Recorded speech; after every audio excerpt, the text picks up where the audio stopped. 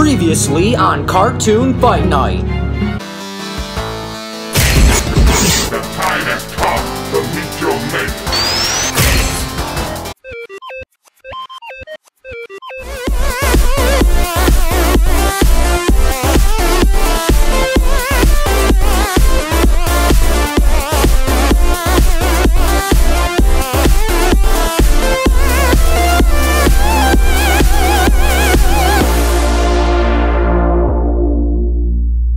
Welcome to the 18th episode of Cartoon Fight Night! What's up, everyone? I'm your host, your favorite Canadian YouTuber, eh? And if you're new to this series, check out the first episode. But if you know how this game is played, then let's get ready for the fight. Whoa, hold up. What is going on in here? What do you mean? I mean, I've been waiting for over an hour for GH3 to be finished in the recording booth so I can get in and record my lines for this episode, and I find out that I've been replaced? Oh, no, that wasn't his call at all. I broke in, shot him with a tranquilizer dart, and now he's unconscious in the corner, over there. Well, that's pretty messed up. The only logical option now is to call the cops. I have more tranquilizer darts, you know. One strong enough to put a big old Canadian moose to sleep.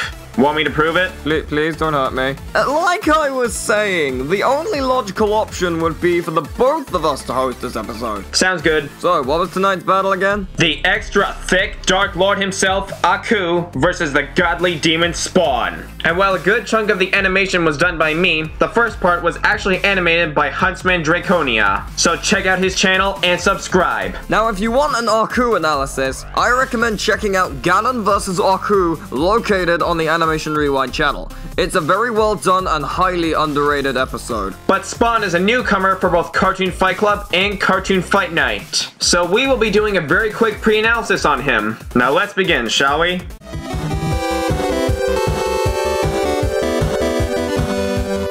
Al Simmons was once a highly trained agent. He was a well-known soldier and was given important tasks like protecting the president. This would eventually lead him into being promoted to a high level of the CIA. However, Al ended up becoming suspicious of the government's true motives, catching the attention of his superiors in the process. This led to his assassination and his soul being sent to hell, where he'd then sell his soul to the demon Malebolgia. Al was then reincarnated as a Hellspawn by the name of, well, Spawn.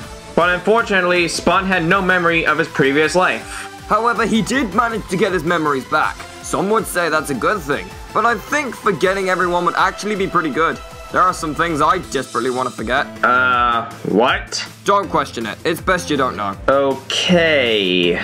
Anyway, after regaining his memories, he realized that his true purpose in life was to fight the forces of heaven and hell, and he's pretty dang good at it. Spawn is great in any kind of combat. Whether it be with weapons, magic, or just hand-to-hand, he's extremely skilled. His arsenal consists of numerous guns, chains, and his iconic suit, K7 Letha. Letha gives Spawn some ridiculous abilities, like teleportation, regeneration, shape-shifting, the ability to send others to his own dimension with his cape, intangibility, mind manipulation, time manipulation, and many, many more. But its most useful ability is his ability to use Necroplasm. Necroplasm is actually what Letha is made of, and it powers it too. Though Spawn will die if he runs out, he can replenish his supply by having Letha feed off more of it in the area, or the evil and sins of others. Spawn's lifting and striking strength are insane, being able to lift the heart of a star and having punches calced at 10 gigajoule.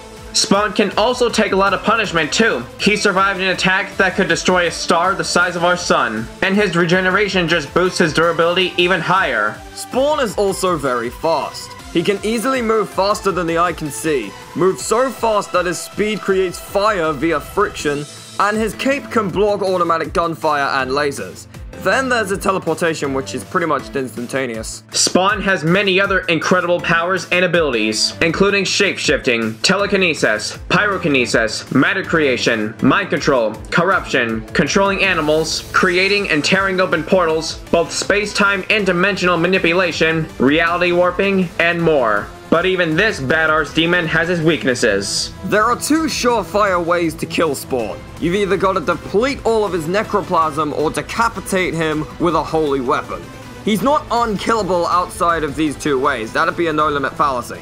but he's very vulnerable to holy decapitation. Overall, Spawn is very strong, fast, durable, skilled, and versatile. However, his power runs on a limited energy source and he can be killed if decapitated by a holy weapon. And now, let's get ready for the fight. This battle will take place in hell with no prep time. Let the battle begin.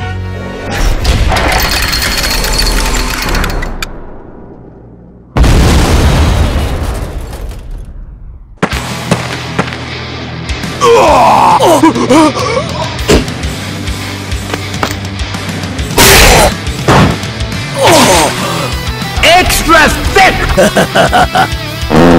Oh shit! Yeah, boy!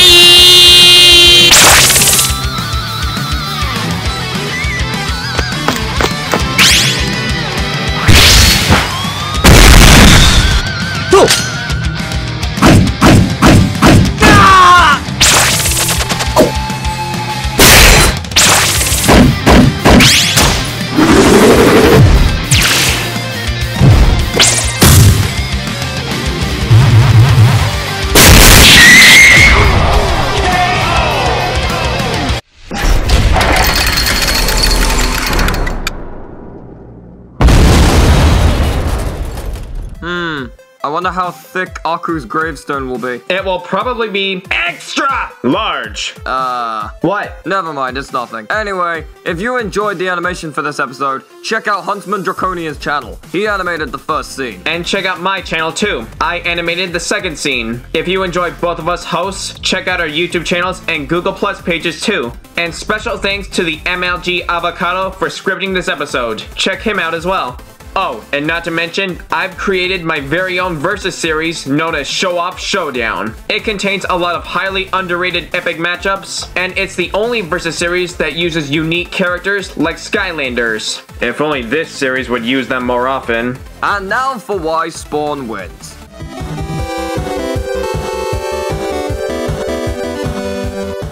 Sorry to say, but Aku really didn't stand a chance. While Aku was the much more experienced of the two, and his speed was comparable enough to keep up, thanks to scaling to Jack, who dodged sunlight, Spawn's strength, durability, and versatility would overwhelm him. Aku's greatest feat was being the meteor that killed the dinosaurs, giving him continent levels of strength and durability. But Spawn can lift the heart of a star and survive star-level blasts. It should be fairly obvious who's stronger and tougher. That's right, neither of them. It's a tie. What? How? Very simple. Aku is continent level. Africa is a continent. Our sun is very clearly Africa. And our sun is a star. Therefore, Aku is at star level with Spawn. Educate yourself, fool. I can't even begin to explain why that just doesn't work at all. Because it makes perfect sense. That's why you can't debunk it. No. Spawn is clearly stronger and more durable. Now for versatility, Spawn also held the edge here. Basically, anything Aku can do, Spawn can do better. And with plenty of sins to feed off in this fight, thanks to Aku being Aku, he would always have enough necroplasm to continue this fight. Yeah, Aku only had two ways to win this. One of which Canadian has just explained why he can't. And the other requires a holy weapon which Aku can't get without prep or outside help. And it's not like Aku's gonna beat Spawn to death with his strength thousands of times lower than Spawn's durability. And on the flip side, Spawn could just pummel Aku while constantly feeding off his sins until the evil being was no more. Even if you want to argue that Aku can't be killed without a holy weapon, the same no-limit fallacy could be made for Spawn. Meaning that, at best for Aku, using the NLF argument, Spawn couldn't kill him. But Spawn could at least still win by knockout thanks to his vastly superior strength, durability, and versatility. Making the winner of this battle, Spawn. Now, if you want to see a 2-on-1 rematch between Jack and Aku with prep time versus Spawn, all you gotta do is like this video. For just 3,000 likes, there will be a rematch. Also, comment down your ideas as they just might become a future episode. And stay tuned as we reveal the next fighters. On the next episode of Cartoon Fight Night. Oh my god!